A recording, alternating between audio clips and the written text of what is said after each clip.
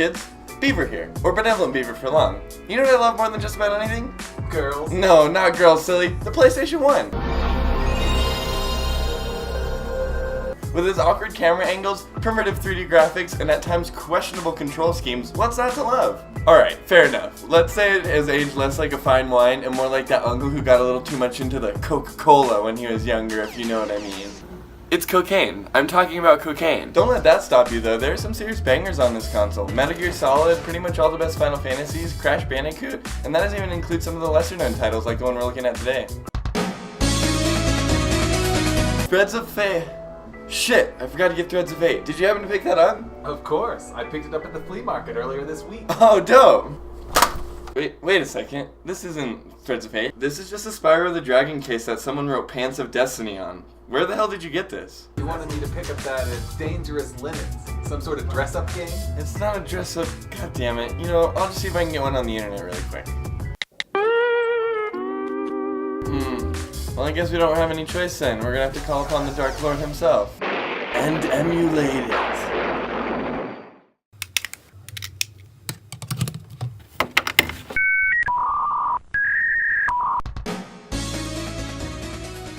Jesus Christ, finally we're playing this damn game. Threads of Fate is an action-adventure Japanese role-playing game.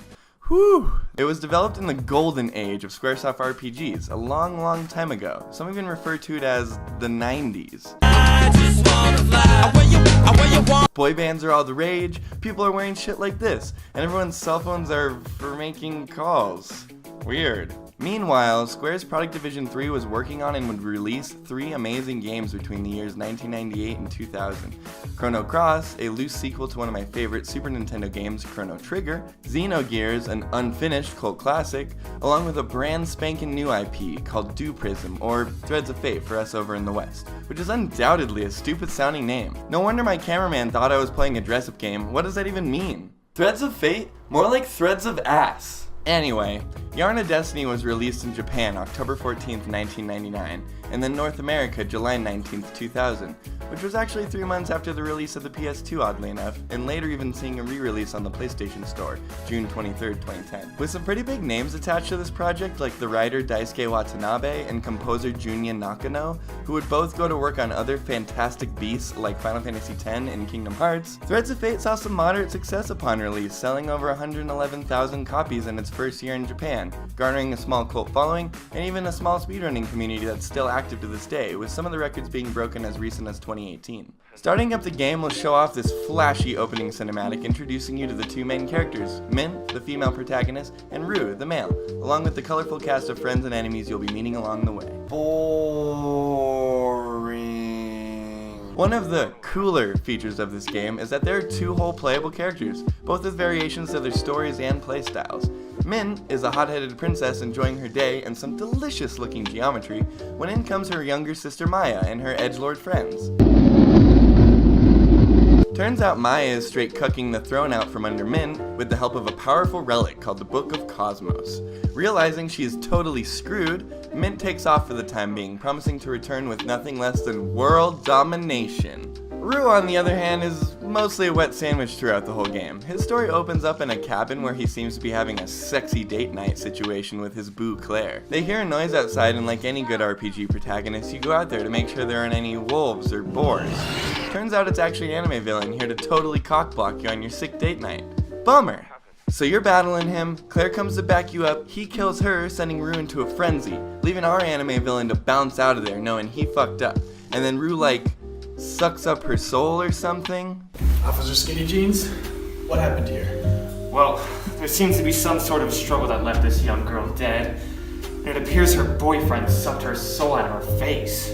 God damn it! This is the 5th soul sucking from a face that we have had this week! What is up with this town? I don't know, Rookie. I'm getting too old for this shit. The game then opens up with both heroes coincidentally on the same boat, and 3 years have passed with them both still looking for this mysterious relic. I should explain that relics are super special items that are made by super special beings called Aeons.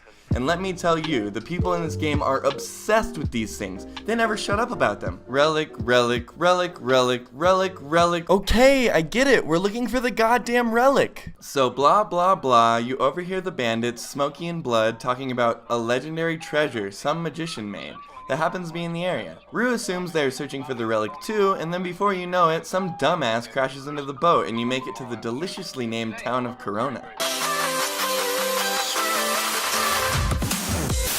Corona serves as your hub for the rest of the game. You can leave to all the other areas you'll visit from here, purchase new equipment and upgrades, as well as save your game. And thanks to the handful of NPCs around town to chat with and houses to explore, Corona feels really lively and lived in for the most part, which is exactly what you need with a good hub area. You can also go and take a visit to our good buddy Rod and his trusty sidekick. Rod is a weaponsmith you can fight from time to time when he makes a new weapon. If you win, he'll hook you up with some cash and later coins that you can use to revive yourself with various percentages of mana instead of getting game over.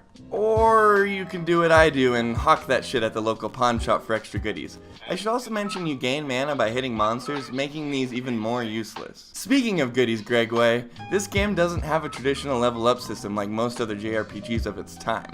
You don't actually level up at all. The only way to improve your character is by buying new bracers or belts that improve your strength and defense incrementally when they appear at the item shop, or by purchasing single point upgrades to your stats. So there's little to no character customization here. However, what this game lacks in deep customization, it more than makes up for with a streamlined and easy to digest mechanic that really hands itself to new RPG players or younger gamers. Now, does that mean I think children should play this game? Hell no, it's janky as fuck. I mostly died thanks to the sleazy platforming and questionable hitboxes. Not that these issues make the game completely unplayable, but they do make the experience rage-inducingly frustrating at times. For instance, later in the game you meet a witch named Fancy Mel. Let's just say she is eccentric. Sugar, spice, and everything nice, anybody? All is well and good until you have to wait for her to get home and are forced to talk to what I think look like Chow from Sonic Adventures. Turns out these sons of bitches want you to play their minigames before Mel will return home. And I know what you're about to say. Minigames? Are you really about to complain about some minigames? And you know what I have to say to that? Fuck you. Fight me. You make your way through these side-scrolling platform sections with some enemies and then a little point-collecting game. The whack-a-mole I can deal with. These platforming sections are actual hot garbage, which will leave you wishing you weren't playing Threads of Fate. Jump too soon and you don't even come close to making your jump. On the other hand, jump too late and the game doesn't even register your jump at all, leaving you to look like a fucking fool. This game isn't all bad though. The combat is pretty fantastic actually, and probably one of the main reasons it has the appeal it does to this day. Like I said earlier, Mint and Rue play a bit different from each other. They both have a basic attack that chains into a nice little 3-hit combo, as well as them both having their own unique way of using magic. Rue can shapeshift into just about every creature you come across, which provides for some really fun and interesting puzzle solving scenarios, like these ones where you need to use a correct monster to bash a rock in your way, or match another monster to open a door. Mint, on the other hand, unlocks various elements and shot variations that you can mix together to create different effects, which is undoubtedly a cool idea. Between this and generally being a much more entertaining and less whiny character, I really wish I would have decided to play as Mint instead of Rue on my playthrough. Damn you, He-Man! Along your journey, you will have plenty of opportunities to test your new skills too, thanks to the staggering number of boss battles in this game.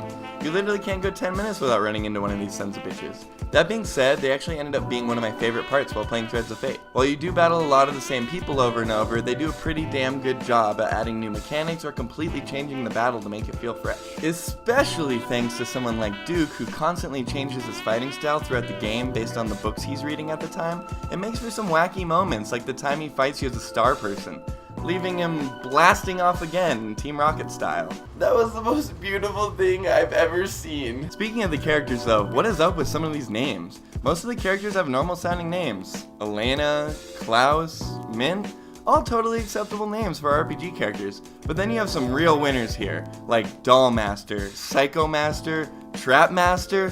What the hell happened here? Who approved this? Which one of the developers let their kids name the villains? A raise of hands, please. This is totally unacceptable. I will admit that the majority of the badly named characters are all the masters, who happen to be the big baddies, so I guess it makes sense for all of them to have matching names.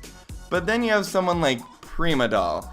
Even all the NPCs in town have their own unique names. Hell, I can think of 5 right now. Scott, Timmy, Peter, Bobby, Zach. All better names than motherfucking Prima Doll. Whew. Okay, now that I got that off my chest, honestly, the characters kinda rock. for the most part. This doesn't fully pay off because in the end everyone who isn't a big baddie ends up helping out the main characters, but hey, it works and is fun enough to see how the characters change and work with each other throughout the main story. And I must say, for a PS1 game it looks spectacular. The character models are outstanding. All the characters have their own distinct styles that match right up with their personalities, as well as having these awesome idle animations. Certain pieces of clothing or even hair will move when the character moves and stands still, making them feel a lot more alive. This was a pretty rare thing to see for even a lot of PS2 games. Being a PlayStation 1 game, it does still look like a polygonal mess, but a charming mess nonetheless. Most of the monsters and bosses also have outstanding designs, except for a few notable ones in my memory, like this. What the fuck is this? The same cannot be said for the level and dungeon design, unfortunately, except for the town of Corona and maybe the eccentric Mel's house, which is something I've actually never seen before. Most of the dungeons repeat themselves and aren't anything that you haven't seen in pretty much any other JRPG ever. Threads of Fate is definitely a unique and charming, albeit frustrating game at times. Most of the villains' names are laughably bad, and the platforming made me want to rip my hair out in anger at points. But what this game lacks in polish, it makes up for with the bright and colorful cast of characters. While not being particularly unique in their story arcs, most of them have strong feelings for doing the things they do throughout the game.